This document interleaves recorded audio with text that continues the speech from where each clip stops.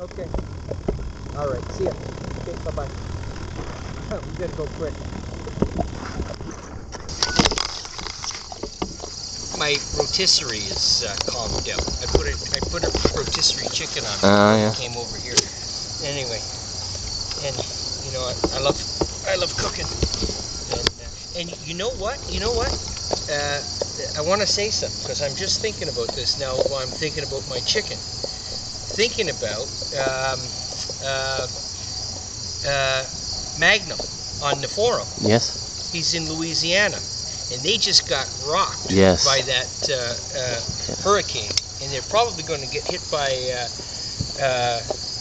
more. They got hit by Gustav, eh? Is he safe? Oh, he's safe, I know, but... He's fine, but you know what? This is another thing altogether. I'm just thinking about it. My stupid thing, my chicken on my rotisserie reminds me of it. But when I was in New Orleans, I think he's north of that, but that was some of the finest food I ever had in my life was down there. But anyway, you know, it's important that people think about what's going on down there, because you know the last time around when Katrina went by, it was a terrible. It was awful. It was a disgrace. You didn't think it would go to that extent. Yeah, but the thing about it is people can't forget about this. So you know what? If people out there are thinking about buying a new golf club this week, or you know you're buying a new putter or whatever, you know what? Don't buy your putter. Don't buy your golf club. Take that money and give it to the Red Cross or give it to somebody that can help those people, because they were ignored once and it shouldn't happen again. Yeah. And you'll feel better about it. Doing that will make you feel a lot better than that new club would feel. Yeah. You know that? Absolutely. That's how I feel about it. Anyway, we're going to talk about the grip. We'll talk about my grip, okay? Not Casey's grip? No.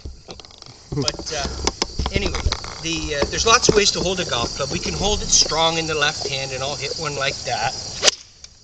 And what will that do? Well, I mean, it's just another way to hold the golf club.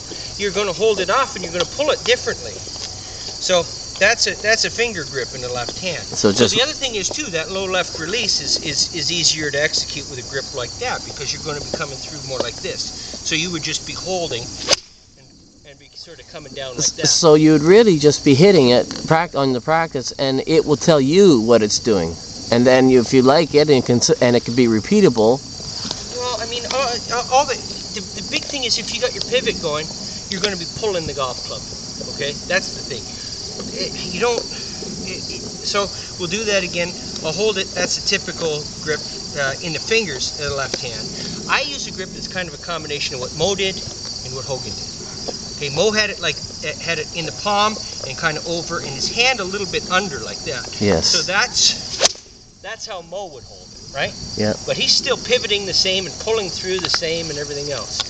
Now, if you want to grip it in the left hand, the way Hogan did, he's in the palm a bit, but maybe not as much as he said, because he was also pretty firm in those fingers, and that hand was kind of like that, right? So Hogan's in there with his hand like that, and so when you're gripping it like that, you're going to have, and that's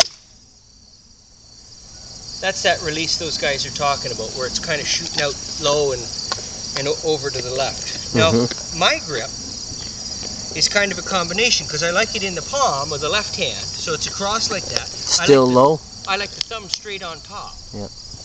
And so I can move the club in either direction. The right hand is more on top, the way stabilizing it, right?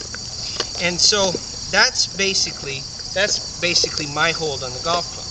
So they're commenting about my release being down the line or whatever. Okay, but that's a product of your grip. So your other thumb though is not on. It can be off a little bit.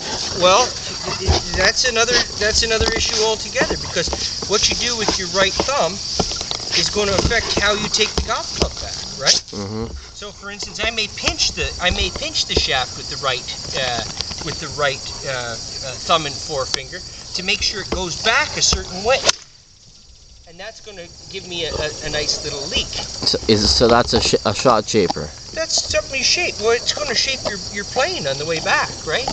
Now, Hogan did a lot of sneaky things with his hands, and we don't need to get into everything, but the thing about it is Sneed used to hold his right hand with the thumb riding on the side, right? Yeah.